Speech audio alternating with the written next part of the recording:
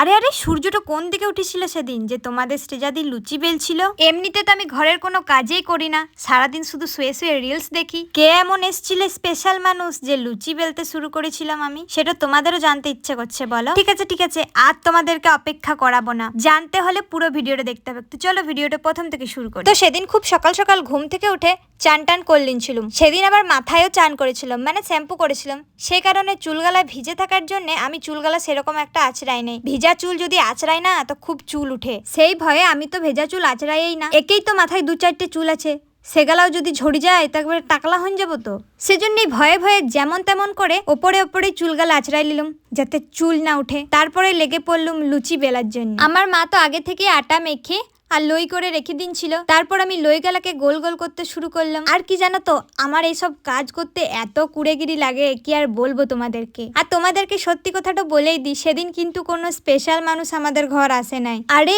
Special মানুষ থাকবে তবেই তো আসবে, না থাকলে কোথার থেকে আসবে বলো? সেদিন ছিল বিপত্তারিণী পুজো। তোমাদের সাথে হালকা করে একটুকু মজা করে দিলাম। তোমাদের সাথে মজা করবো না তো কার সাথে করবো বলো? হ্যাঁ, তোমাদের সৃজাদি কুড়ে বেটে, এবার কি করবো বলো তো? কতদিন আগে বিপত্তারিণী পুজো পেরং গেছে আর আজকে আমি ব্লগটা পোস্ট করছি। আমি কত নির্লজ্জ সেটা আমি জানি, তোমাদেরকে আর বলতে হবে না, বুঝলে না? জীবনে চলার পথে অনেক বাধা বিপত্তি আসবে, অনেক লোকে অনেক কথাও বলবে। সেই কথাগুলা শুনে যদি তুমি একেবারে কান্না করবে তাহলে তো হয়েই গেল তোমার, তাইলে তুমি কোনোদিন কিছু করতে পারবে না। তাই একটুকু নির্লজ্জ হতেই হবে, মানে মানুষের চামড়া থেকে চামড়াটাকে গন্ডারের করতে হবে, মানে যাতে কেউ কিছু বললে তোমার গায়ে না লাগে। দুটো জ্ঞানের কথা বললুম, শুনবে তো শুনবে, আর না শুনবে তো আমার মতন কেঁদে ভাসাবে। আর কি করবে তাছাড়া? এই 1 মাস বা তার আগে হবে হয়তো, কিছু মানুষের কথা শুনে আমি সারা রাত কাঁদতাম। মানে আমার বালিশটা একমাত্র জানতো যে আমি কত কষ্ট পেতাম। কিন্তু কিছু মানুষের মুখ তো আর বন্ধ করাতে তুমি লারবে? মুখ দিনছে ভগবান, বলবে কি?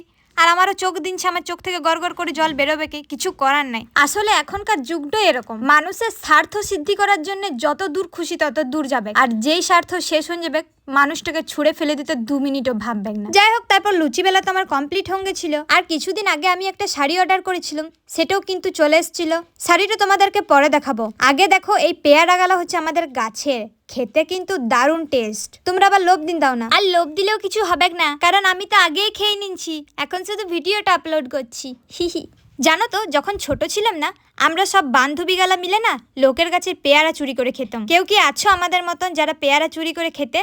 তাহলে কমেন্ট করে জানাবে তো। আর চুরি করা খাবারের যা টেস্ট না, যারা খেয়েছে তারাই একমাত্র জানে। আর এই যে দেখো, এই শাড়িটা অর্ডার করেছিলাম, জানি তোমরা সবাই কিনে লিনছো, আমি বাকি ছিলাম কিনতে, সেজন্য আমি কিনলাম। গরিব মানুষ ভাই, টাকা পয়সা ছিল না তখন, এখন টাকা পয়সা ছিল তাই কিনেছি। মানে যতক্ষণ আমার টাকা পয়সা থাকে কেমন করে উড়াবো আমি শুধু সারাদিন সেটাই ভাবি। টাকা পয়সা ছিল উড়াই নিচ্ছি, এখন আর নাই, এখন গরিব হয়ে গেছি। যাই হোক, তারপর রেডি সেডি হয়ে ঘর থেকে বেরোং গেছিলাম পুজো দেখতে যাওয়ার জন্য।